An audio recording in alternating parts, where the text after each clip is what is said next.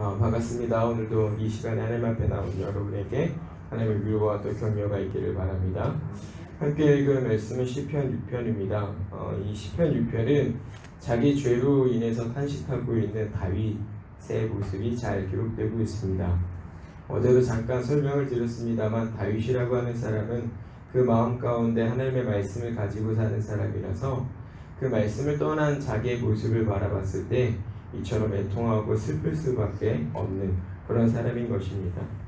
늘 그 말씀을 자기 마음에 두고 살았던 다윗이기 때문에 자기가 하나님 앞에서 죄를 지음으로 인해서 당하는 징계 혹은 어려움으로 인해서 자기 자신을 돌이키고 또 하나님 앞에 은혜를 구하고 있는 이 모습은 매우 자연스러운 일이 아닐 수가 없는 것입니다. 이처럼 자기가 하나님의 말씀을 따르고 있다라고 하면서 하나님의 말씀에 합당하지 못한 자기 자신을 바라볼 줄 아는 이 다윗의 모습이 오늘 이 시편 가운데서 우리가 교훈받아야 되는 모습인 것입니다. 늘 자기 죄를 바라보면서 애통하는 삶, 그것이 곧 복 있는 사람이라, 마음에 율법을 두고 사는 사람이라, 그 율법을 주야로 묵상하고 그 율법을 즐거워하는 사람이라 라고 하는 점을 오늘 이 다윗이 잘 보여주고 있는 겁니다.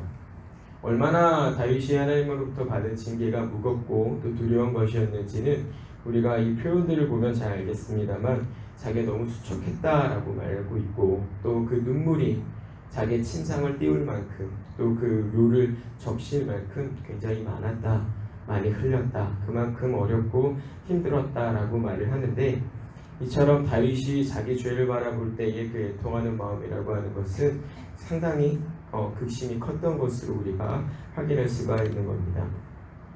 우리가 하나님의 말씀을 따른다라고 할 때, 하나님의 말씀이 마음에 가지고 산다라고 할 때 오해하면 안 되는 것이 우리가 절대적으로 죄를 짓지 않는 것이 이 마음에 말씀을 두고 사는 삶이라고 하는 것입니다. 그렇지 않습니다. 우리가 하나님의 말씀을 이 마음 가운데 두고 살아도 우리의 본성의 부패함은 늘 그 일들을 방해하기 마련이고 또 그 일들을 하지 못하게 하기 마련이라서 때때로 크고 작은 자범죄로 하나님 앞에 범죄하며 살아가는 것이 우리의 인생입니다. 절대적으로 하나님 앞에 범죄하지 않는다라고 하는 것은 우리가 이 땅에서 육신의 이 껍질을 벗고 하나님 앞에 서서 영화롭게 되는 그때 그 순간 말고는 없는 것입니다. 그 전에는 우리가 끝까지 죄와 분투하는 삶을 살아야 되는 것인데 오늘 이 본문에서도 잘 나타나고 있듯이 하나님의 말씀을 이 마음 가운데 두고 사는 사람은 범죄하지 않는 그 삶이 아니라 때때로 크고 작은 범죄함으로 하나님 앞에 불순종하고 살아가지만 즉시 그 일들을 돌이키고 그 일들을 아파하고 하나님께 은혜를 구하는 사람이다 라고 하는 것을 우리가 확인하게 되는 겁니다. 그래서 교회에서는 죄사함의 은혜를 말하면서도 동시에 회개를 강조하여 말씀을 드리는 겁니다. 왜냐하면 회개 없는 삶이야말로 은혜를 멸시하는 삶이기 때문에 그렇습니다.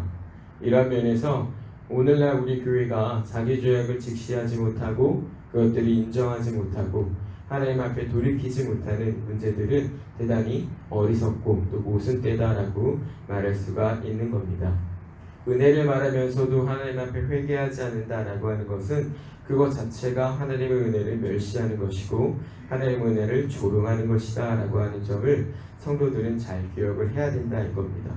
그래서 오늘 우리는 이 본문을 통해서 두 가지 정도를 분명히 배워야 되는데 하나가 그 자범죄를 지었을 때에 어떻게 행동해야 되는가 라고 하는 점이고 또 다른 하나가 무엇으로 하나님 앞에 용서를 얻는가, 무엇으로 하나님 앞에 용서를 구할 수 있는가 라고 하는 점입니다.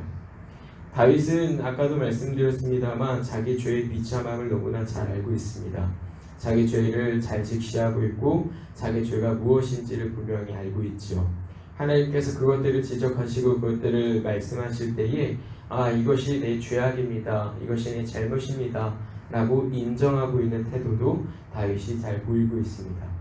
이 시편에서 뿐만 아니라 우리가 앞서서 읽어왔던 사무엘이라든가 열왕기의 기록을 봐도 다윗이 얼마나 하나님 앞에 신실하게 자기 죄의 문제를 가지고 살았는지를 우리는 너무나 잘 알고 있는 것처럼 오늘 이 본문에서도 그 죄악을 고백하고 인정하고 있는 다윗의 모습을 우리가 잘 봐야 된다 이겁니다. 하나님께 또 용서를 구하는 이 다윗의 모습이 참으로 귀한 것은 자기의 회개를 근거로 하나님 앞에 용서를 구하고 있지 않다 이겁니다. 하나님, 내가 하나님 앞에 이렇게 회개하고 용서를 구했으니까 이제 나를 용서해 주십시오. 내가 거기에 대한 정당한 대가를 지불하였으니 하나님 이제 나를 용서해 주십시오 라고 하는 게 아니라 자기의 비참한 죄의 문제들을 그대로 고백하면서 단지 나를 그 영혼을 구원하실 하나님의 그 사랑에만 의존하고 있다라고 하는 점이 오늘 우리가 분명히 기억해야 되는 내용인 것입니다. 어제도 우리가 말씀을 살피는 중에 잠깐 말씀을 드렸습니다만 이 마음 가운데 하나님의 말씀을 두고 살지 않을 경우에 어떤 문제들이 있는 겁니까? 하나가 자기 공로를 자랑하는 문제들이 생기는 겁니다. 마치 회개라고 하는 것도 그와 같아서 내가 하나님 앞에 용서를 구하고 그에 합당한 증거를 보였으니 하나님 이제 나를 용서해 주십시오 라고 하는 태도들이 오늘날 교회의 상당수란 말입니다. 그런데 사실은 그렇지 않다라고 하는 점입니다. 신앙을 가지고 사는 사람들이 애석하게도 저마다 크고 작은 문제들 속에서 하나님 앞에 불순종이라고 하는 죄를 짓고 살아갑니다. 죄가 무엇이냐라고 할 때 하나님의 말씀을 온전하게 순종하지 못한 것도 마찬가지지만 그것들을 부족하게 지키는 것 또한 죄다라고 하는 것을 우리가 기억해 보자면 우리는 너무나 자주 하나님 앞에 범죄하고 사는 사람들이 틀림이 없는 것입니다. 그럴 때마다 우리가 하나님 앞에 징계를 받고 살아가면 참으로 우리가 견뎌낼 재간이 없는 것입니다. 너 왜 이거 안 했니? 너 왜 이거 이렇게 했니? 하나하나마다 하나님께서 우리에게 책망하시고 우리에게 손가락질하시고 우리를 그렇게 몰아넣는다라고 생각해 보십시오. 견뎌낼 수 있는 사람이 있겠습니까? 하나님의 그 어미로운 심판 앞에서 두려워 떨지 않을 수 있는 사람이 있겠습니까? 그런데 하나님 그렇게 하지 않으신다 이겁니다. 그의 사랑을 우리에게 향하고 있기 때문에 오래 참아주시고 자비를 베풀어 주시는 이시지요. 우리는 그것들을 기억하고 살아야 되는 사람이란 말입니다. 그런데 어떤 일이 생깁니까? 하나님이 나를 사랑하셔서 베풀어 주신 자비와 오래 참음은 기억하지 않고 산다 이겁니다. 하나님이 얼마나 나를 오래 참아주시는가, 하나님이 얼마나 내게 자비를 베풀어 주시는가, 나를 기다려 주시는가 라고 하는 점을 생각하지 않고 그저 나는 돌이켰으니 나는 다 한 거 아닙니까? 내가 할 것은 다 끝난 거 아닙니까? 라는 식의 태도는 사실은 매우 뻔뻔하고 어리석은 것입니다. 우리의 인생을 돌이켜보십시오. 누구 하나도 자기의 주위에서 건져낼 수 있는 사람이 있습니까? 없습니다. 그래서 주님이 죽으셔야만 했던 겁니다. 누구를 대신해서? 나를 대신해서. 내가 건져낼 수 없기 때문에 주님이 우리를 건져주기 위해서 건져내셨단 말입니다. 거기로부터 출발한 죄와 끊어진 삶입니다. 그런데 그걸 기억하지 못하고 정말 보잘것없는 나의 회개를 가지고 하나님 앞에 가지고 나온다라고 하는 것은 매우 어리석은 것이죠. 우리는 하나님 앞에서 이 작은 회개지만 정말 보잘것없고 하나님 앞에 인정받을 수 없을 만큼 연약한 회개지만 하나님께서 그것들을 넉넉하게 인정하시고 용납하여 받아주신다는 사실을 기억하고 감사해야 하는 것입니다. 다윗은 지금 그러한 모습을 잘 보이고 있습니다. 내가 옷을 찢고 금식을 하고 눈물을 흘리고 하나님 앞에 진정한 회개의 열매를 가지고 왔으니 하나님 나를 용서해 주십시오가 아닙니다. 하나님 나의 비참함, 나의 연약함, 나의 더럽고 추악함을 용서하여 주십시오. 무엇을 근거로? 당신이 나를 향하신 그 사랑을 근거로. 당신이 나를 사랑하신다라고 말씀하셨으니 그 사랑을 근거로 내게 용서를 베풀어 주십시오. 나를 긍휼히 여겨 주십시오 라고 하는 이 태도를 잘 보이고 있는 것이죠. 그래서 우리가 분명히 기억해야 될 것은 우리는 우리 죄를 분명히 직시할 줄 알아야 된다 이겁니다. 내가 무엇을 잘못하고 있는가? 내가 하나님의 은혜를 어떻게 멸시하고 있는가? 라고 하는 이 죄의 문제를 잘 봐야 되고 또 이 죄의 문제가 드러나거나 혹은 지적이 되었을 때에는 반드시 그것들을 인정하고 하나님 앞에 돌아와야 되는 겁니다. 다윗은요, 내가 잘못했습니다 라고 하는 걸 인정하고 사는 삶입니다. 하나님 앞에 징계를 받는 이 순간이 있지만 불평하지 않습니다. 이 징계가 하나님이 나를 향하신 이 징계가 합당하고 정당합니다 라고 하는 이 신앙의 태도를 가지고 징계를 받는 중에 다만 하나님 내가 너무 어렵고 힘이 드니 하나님 나를 자비롭게 여기셔서 나를 긍휼히 여기셔서 그 죄악의 문제들을 용서하시고 이제 그만 이 죄의 문제에서 나를 건져주십시오. 징계를 그만 걷어주십시오라고 하는 태도를 보이고 있는 것이죠. 우리가 진심으로 우리의 죄를 바라보지 못하고 우리의 죄를 인정하지 못하면 우리는 돌이킬 수가 없게 되는 겁니다. 자기의 죄가 지정이 되었을 때 그것들을 바라보지 못하고 인정하지 않으면 어떤 일이 있습니까? 돌이킴이 있겠습니까? 돌이킴이 있을 수가 없습니다. 오늘날에도 범죄하는 사람들을 보십시오. 왜 범죄하는 것 같습니까? 나는 잘못한 게 없다 이거예요. 나는 그게 왜 잘못한 건지 모르겠다라고 하는 겁니다. 그러면 거기로부터는 죄의 문제를 돌이킬 수 있는 길이 없게 되는 겁니다. 내가 무엇을 잘못했는지도 모르는데 회개가 나올 수 있습니까?